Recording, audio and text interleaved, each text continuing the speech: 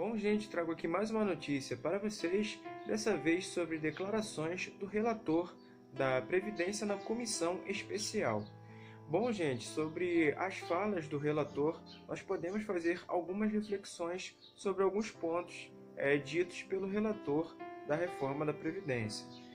Onde, por exemplo, o relator mesmo disse que o nome mesmo já é autoexplicativo, Previdência, ou seja, que no caso é para prevenir o benefício dos idosos, ou seja, das pessoas que estão na terceira idade, e que para nós trabalhadores trabalharmos em prol de um dia também, quando estivermos na terceira idade, podermos receber um benefício, ou seja, a Previdência serve para isso, para prevenir um benefício para os idosos, para as pessoas que estão na terceira idade, que não têm mais condições de trabalhar como quando eram mais jovens.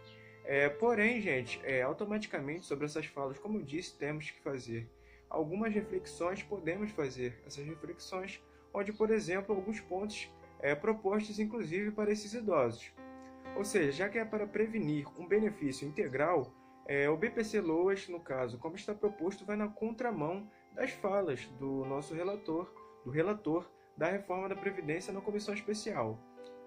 Onde, por exemplo, esse idoso que não teve condições de contribuir para a Previdência vai receber apenas R$ 400 aos 60 anos de idade, ou seja, não é um benefício de forma integral, é menos do que a metade de um salário mínimo, e aos 65 anos, onde hoje recebe o valor de um salário mínimo, irá receber apenas R$ 685, e sendo assim, recebendo o salário mínimo apenas aos 70, ou seja, onde hoje se recebe aos 65 anos um salário mínimo, ou seja, será acrescentado mais 5 anos, será prolongado só para mais 5 anos para esse idoso que recebe esse benefício assistencial receber um valor integral de um salário mínimo. Ou seja, é um caso desses idosos onde o relator disse que o seu benefício tem que ser garantido, ou seja, tem que se prevenir o benefício para os idosos, e como está proposto o BPC-Loas vai na contramão. Assim também como o próprio regime de capitalização. E podemos afirmar isso devido ao seu histórico, né? Em muitos países, a gente nem precisa se esforçar muito para poder fazer essa afirmação, é só olhar para o lado, é só fazer um movimento de olhar para o lado e ver os nossos vizinhos no Chile, onde os aposentados estão recebendo apenas metade de um salário mínimo, ou seja, também não é garantido o salário mínimo, também não se previne um benefício lá no Chile, onde foi implantado este regime de capitalização desde a época de Augusto Pinochet. Ou seja, como eu disse, lá tem idosos recebendo metade de um salário mínimo, trazendo para a nossa moeda um valor de aproximadamente R$ 1.200, e os idosos estão recebendo um valor de R$ 600 mensais, metade de um salário mínimo, ou seja, que também não é garantido.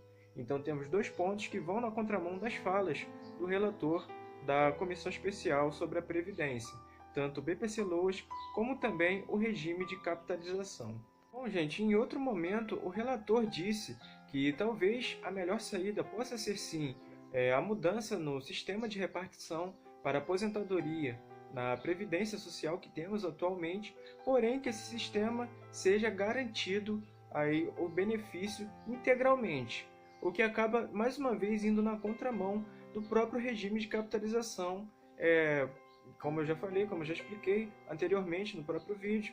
E também podemos dar outro dado, onde, por exemplo, em 18 países dos 30 em que foram implantados esse regime de capitalização, inclusive por pressão popular, já estão se reestruturando após implantar esse regime de capitalização, ou seja, o que não é de forma garantida.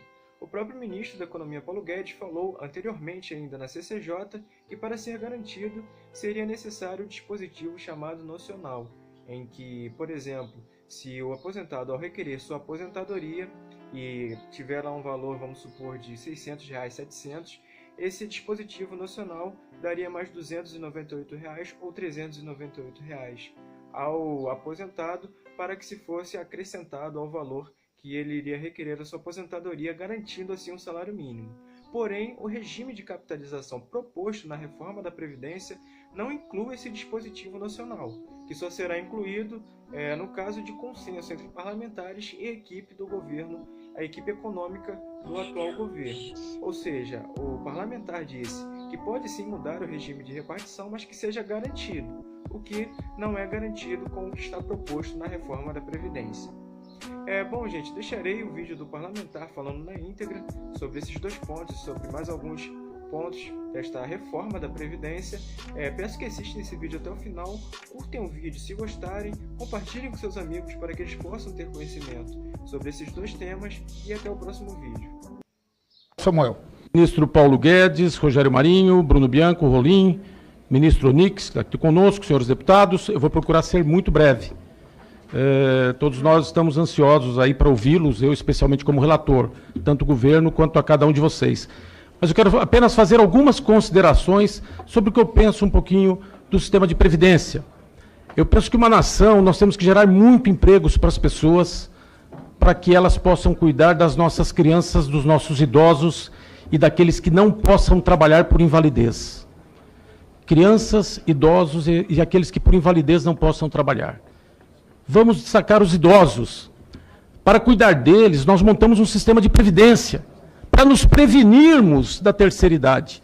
Para isso é um sistema de previdência. A própria palavra já diz, previdência, nos prevenir, ter cautela, ter a capacidade de enxergar os fatos antecipadamente, para proteger os nossos idosos. Não aqueles que ainda não têm uma idade que seria a idade da terceira idade. Como existem nos nossos sistemas muitos que se aposentam muito cedo. Então nós vamos definir que esse é um sistema para a terceira idade. A outra questão é que eu considero também a Previdência é um seguro contra a perda de capacidade laboral durante a velhice. Nós vamos perder a capacidade de trabalho na velhice. Às vezes não vamos sequer conseguir trabalhar. Então nós precisamos ter um seguro. Não necessariamente uma integralidade, a não ser que sejam para aqueles mais pobres, que ganham um salário mínimo, ou que ganham um pouco mais, mas não dá para ter integralidade de 30 mil reais por mês, de 35 mil reais por mês. Então nós precisamos rever estes conceitos de previdência social. Penso muito na situação dos brasileiros mais pobres também. Nós temos uma responsabilidade fiscal enorme, mas 65% do povo recebe um salário mínimo. O trabalhador rural hoje no Piauí, de todas as aposentadorias, 73% são aposentadorias rurais. O que vai acontecer com o povo do Nordeste? Nós temos que ter preocupações com eles. Agora, também acho que garantias de direitos sem orçamento é demagogia. Nós temos que ter um orçamento. Porque eu quero ouvir muito, eu tenho pedido isso ontem, comecei a pedir aos deputados.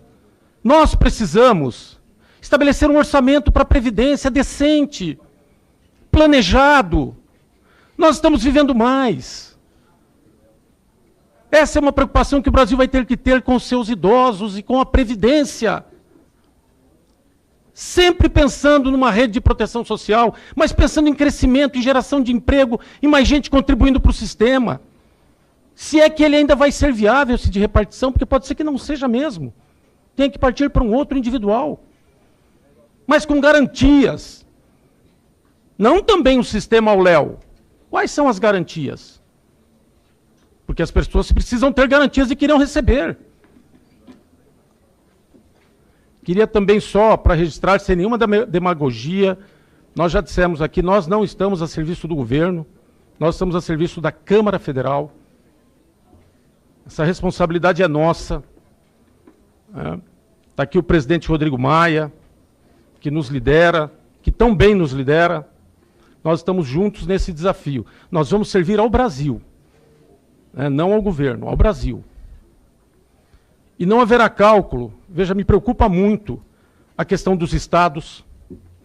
O déficit dos estados hoje é de 96 bilhões por ano. Quase 100 bilhões por ano.